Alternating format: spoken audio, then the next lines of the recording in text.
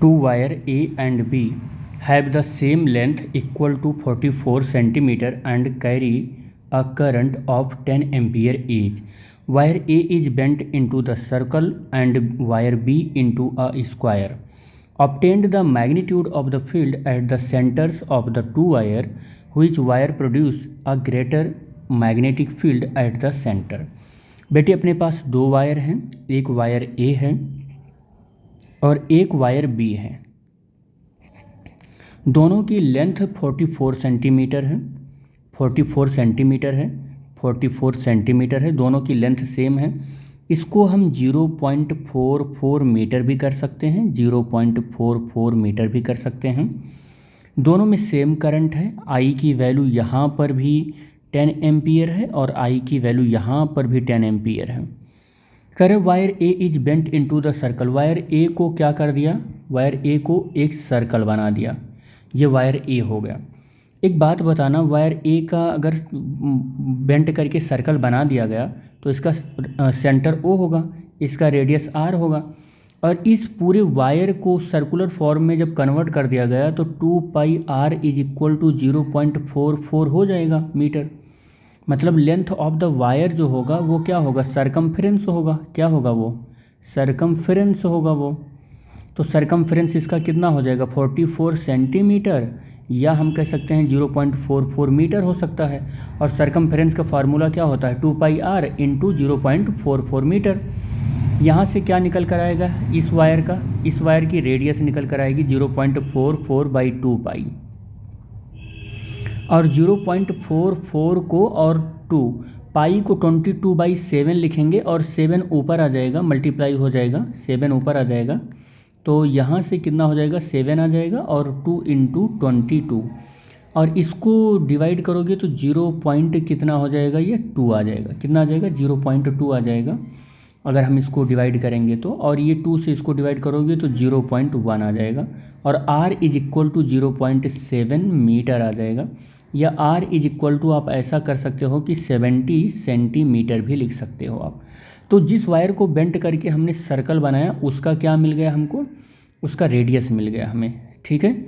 अब ये कह रहा है कि ए वायर को बेंट करके जब सर्कल बना दिया और बी वायर को स्क्वायर बना दिया, बी वायर को इसको स्क्वायर बना दिया, अब इसको स्क्वायर बना दिया, ये स्क्वायर बन गया। तो अब एक बात बताना, ये अभी भी लेंथ तो 44 सेंटीमीटर या 0.44 मीटर ही रहेगा। तो अगर मैं कहूँ कि इसकी लेंथ हर एक, ये स्क्वायर है तो हर एक आर्म इसकी लेंथ एल है, हर एक इसकी आर्म की लेंथ एल है। तो एक बात बताना, अगर मैं बोलूँ कि ये कैपिटल एल है, ये कैपिटल एल है, तो एक बात बताना 4L equal to capital L आएगा कि नहीं आएगा। भाई पूरा L तो इसका 0.44 है और इसके हर एक आर्म को स्मॉल l माना है हमने। तो वही वायर तो बेंट करके हमने एक स्क्वायर बनाया है, तो 0.44 मीटर इसके 4L के बराबर हो जाएगा और एक L इक्वल टू कितना आ जाएगा, L/4 आ जाएगा। और small l is equal to capital L की वैल्यू है 0.44/4, स्मॉल l की वैल्यू 0.11 मीटर आ जाएगा या 11 सेंटीमीटर आ जाएगा। ये हमारा एक आर्म आया। अब देख लो हमारे पास जो ये स्क्वायर बना हुआ है, इस स्क्वायर की एक आर्म 0.11 मीटर है, 0.11 मीटर है, 0.11 मीटर है, 0.11 मीटर है। तो ऐड करोगे तो पूरा टोटल कितना आ जाएगा, 0.44 मीटर आ जाएगा। इसके सेंटर पर अगर हम देखें, इसका सेंटर ये है, इसका सेंटर ये है कुछ, ये है O, जिस पर हमें मैग्नेटिक फील्ड कैलकुलेट करना है। और इसका सेंटर O ये है जिस पर हमें मैग्नेटिक फील्ड कैलकुलेट करना है। According to the question, obtained the magnitude of the field at the centre of the two wire. दोनों वायर के सेंटर पर हमको मैग्नेटिक फील्ड कैलकुलेट करना है। तो इसकी वजह से मैं यहाँ पर लिख दूँ, इसकी वजह से जो सर्कुलर लूप की वजह से जो मैग्नेटिक फील्ड होता है वो क्या होता है, यानी कि magnetic field due to the circular loop की वजह से जो मैग्नेटिक फील्ड होता है वो क्या होता है, तो V is equal to μ0/2 I/R होता है। तो B इज इक्वल टू μ0 की वैल्यू 4 पाई इंटू 10⁻⁻7 और बाई 2, और I की वैल्यू, करंट कितना फ्लो हो रहा है, करंट इसमें 10 एम्पियर फ्लो हो रहा है, 10 एम्पियर हो गया। तो तो ये 10 हो जाएगा। और r की वैल्यू हमने अभी कैलकुलेट किया, अभी थोड़ी देर पहले कैलकुलेट किया, r की वैल्यू कितनी है 0.7 है। अब b इज इक्वल टू इसको सॉल्व कर लेते हैं। 4 इंटू पाई की वैल्यू यहाँ रखेंगे 22/7 और पहले से ही ये 2 है, ये 2 हो जाएगा और 10 रेज टू पावर -7 और 10/0.7। अब हम क्या करने वाले हैं यहाँ पर कि ये डेसिमल यहाँ से कैंसिल कर रहे हैं और ऊपर हम एक जीरो बढ़ा रहे हैं, ये जीरो बढ़ा रहे हैं ये डेसिमल कैंसिल करके, और इस यहाँ पर देखो 2 से इसको कैंसिल कर रहे हैं, 11 लिख रहे हैं, ठीक है। और फिर देखो यहाँ से b is equal to 4 into 11 into 10 raise to power -7 into 100 हो जाएगा, और बाई क्या हो जाएगा यहाँ पर 7 इंटू 7 हो जाएगा, ठीक है। अब इसको सॉल्व करते हैं, इसको सॉल्व करके जो आंसर आता है उसको लिखेंगे। तो ये टोटल वैल्यू आप सॉल्व करोगे तो 44 अपान कितना आ जाएगा बेटा, ये 49 आ जाएगा, ये कितना आ जाएगा 49 आ जाएगा, और इंटू 10 रेज टू पावर -5 हो जाएगा। देखो ये 2 0 और ये 7 में से 2 जाएगा तो -5 हो जाएगा।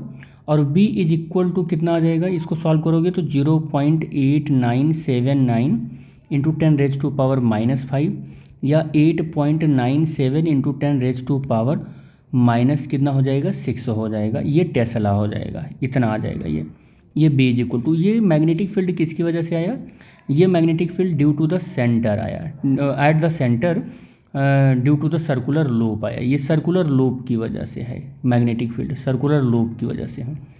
अभी हमने एक नहीं कैलकुलेट किया, इसका कैलकुलेशन नहीं किया है, चलो इसका भी कैलकुलेशन कर ही लेते हैं। तो मैं बता दूं कि किसी स्ट्रेट वायर की वजह से जो मैग्नेटिक फील्ड होता है किसी पॉइंट पर, इस स्ट्रेट वायर की वजह से, और r डिस्टेंस पर एक पॉइंट P है जो इसकी वजह से मैग्नेटिक फील्ड होगा, वो b is equal to μ0/4 pi I/r और sine phi 1 plus sine phi 2 ये होता है, ये फार्मूला होता है। लेकिन अब ज़रा देखो कि यहाँ पर अगर हम r की बात करें तो r हमको मालूम नहीं है, और r कुछ ये हो जाएगा, और ये 90 डिग्री होता है, ये 90 डिग्री होता है, ये पूरा 90 डिग्री होता है। तो अगर मैं पर्टिकुलर इसी की बात करूं तो ये हमारा कितना हो जाएगा, ये 45 डिग्री हो जाएगा, और ये 45 डिग्री हो जाएगा, तो ये भी 45 डिग्री हो जाएगा, ठीक है। और अगर मैं r की बात करूं तो देखो पूरा तो हमारा 0.11 हो जाएगा, बट आधा इसका कितना हो जाएगा, यहाँ पर कितना हो जाएगा 0.11/2 हो जाएगा। यानी कि अगर मैं यहाँ करूँ तो 0 पॉइंट कितना हो जाएगा 0 और 5 हो जाएगा, इतना ही हो जाएगा, ठीक है। अब अगर ये 0.55 है तो यहाँ से देख लो ज़रा, ये r भी कितना है 0.55 है, 0.055 है, तो ये r भी हमें मिल गया। r कितना है, अगर ये देखो ये ये स्क्वायर लूप है ना, तो स्क्वायर लूप में ये जितना होगा वो उतना ही ये भी होगा। यानी कि हम अगर ABCD लिखें तो जो वैल्यू यहाँ पर देखो, यहाँ पर ये वैल्यू हम इसको कह दें कि DE, तो जो वैल्यू AE का रहेगा वही वैल्यू EO का रहेगा, वही वैल्यू किसका रहेगा EO का रहेगा, और ये वैल्यू को R कह रहे हैं और वो वैल्यू है 0.055 मीटर। तो यहाँ पर अब हम क्या कर लेते हैं, वैल्यू कैलकुलेट कर लेते हैं किसी एक वायर की वजह से। तो म्यू नॉट की वैल्यू रख लो आप, म्यू नॉट की वैल्यू होती है 4 pi into 10 raise to power -7, और 4 और इंटू पाई ये रहेगा, और आई की वैल्यू, इसमें करंट कितना फ्लो हो रहा है, I is equal to 10 ampere question में दे रखा है, तो 10 एम्पियर हो जाएगा। और आर की वैल्यू हमको मिल गई है 0.05 और 5, और साइन फाई 1 की वैल्यू 45 डिग्री, और साइन फाई 2 की वैल्यू ये भी 45 डिग्री हो जाएगा, ये भी 45 डिग्री हो जाएगा। और सॉल्व करो इसको तो 4 से 4 कैंसिल, पाई से pi cancel, 10 raise to power -7 into 10/0.05 और 5 इंटू साइन 45 की वैल्यू कितनी होगी, तो साइन 45 की वैल्यू 1/√2 होगा बेटा। और यहाँ पर ये देखो यहाँ गड़बड़ी हो गई है, साइन का ये भी रहेगा साइन 45 डिग्री, ठीक है। और अब कितना हो जाएगा, साइन 45 डिग्री की वैल्यू, ये भी साइन 45 की डिग्री वैल्यू साइन 45 डिग्री की जो वैल्यू होगी 1/√2 होगा। और अब ये 10 रेज टू पावर -7 और 10 ऊपर 1000 में बदल जाएगा, 10,000 में बदल जाएगा, और ये 5 हो जाएगा, क्योंकि ये तीनों 3 पॉइंट पर डेसिमल है, इसको कैंसिल करेंगे तो ऊपर 3 जीरो हमको बढ़ाना पड़ेगा। और ये इसका एलसीएम लेंगे तो √2 हो जाएगा बेटा, और ये 1 + 1 हो जाएगा। और फिर ये कितना हो जाएगा 10⁻⁻7 और इंटू 10⁻4 हो जाएगा, और ये इंटू 1 + 1 2 हो जाएगा, और √2 हो जाएगा, और इंटू 55 हो जाएगा। अब इसको अगर सॉल्व करोगे तो 2/55 √2 और इंटू 10⁻7 यहाँ और 4 यहाँ, तो -3 हो जाएगा। अब इसको सॉल्व कर लो। सॉल्व करोगे तो 0.02571 इंटू 10⁻³ हो जाएगा। और अगर सॉल्व करोगे तो 2.57 इंटू 10⁻⁻5 टेस्ला हो जाएगा बेटा। अब देखो फर्स्ट क्वेश्चन तो सॉल्व हो गया। फर्स्ट क्वेश्चन में ये कह रहा था कि ऑब्टेंड करो magnitude of the magnetic field at the centre of the 2 wire. दोनों वायर के सेंटर पर, यहाँ पर भी हमने कैलकुलेट कर दिया और यहाँ पर इसके सेंटर पर भी कैलकुलेट किया। लेकिन अभी इसका सेंटर देखो, ये अभी कंप्लीट नहीं हुआ, क्योंकि आपने किसी एक वायर की वजह से इसके पॉइंट ओ पर कैलकुलेट किया आपने मैग्नेटिक फील्ड। लेकिन ये 4 वायर है, देखो ये 4 वायर है। एक वायर ये होगा, एक वायर ये होगा, एक वायर ये हो गया।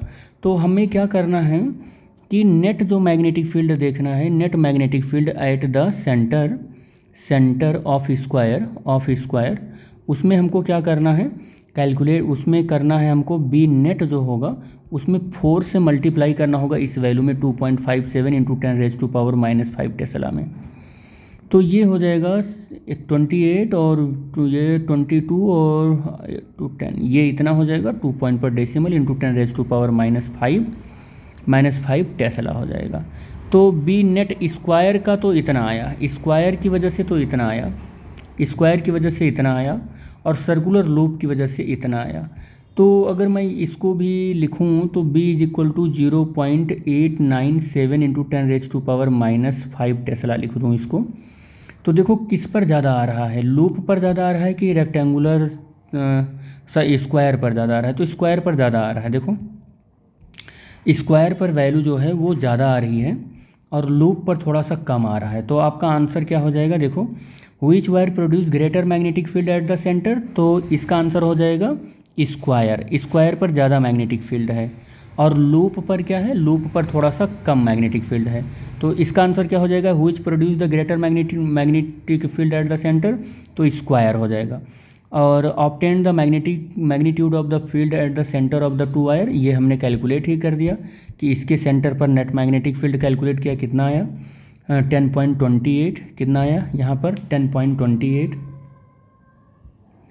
कितना आया 10.28 इंटू 10⁻⁻5 टेस्ला, और यहाँ पर कैलकुलेट किया तो कितना आया 0.897 है, 7 है शायद, 7 और इंटू 10⁻⁻5 टेस्ला। तो दोनों में अब आप सेंटर पर कैलकुलेट भी कर लिए और आंसर भी कर सकते हो। तो बस ठीक है बेटा, जो समझ में आया हो उस पॉइंट को, जो समझ में ना आया हो उस पॉइंट को आप मैसेज भी कर सकते हो, शेयर लाइक भी कर सकते हो।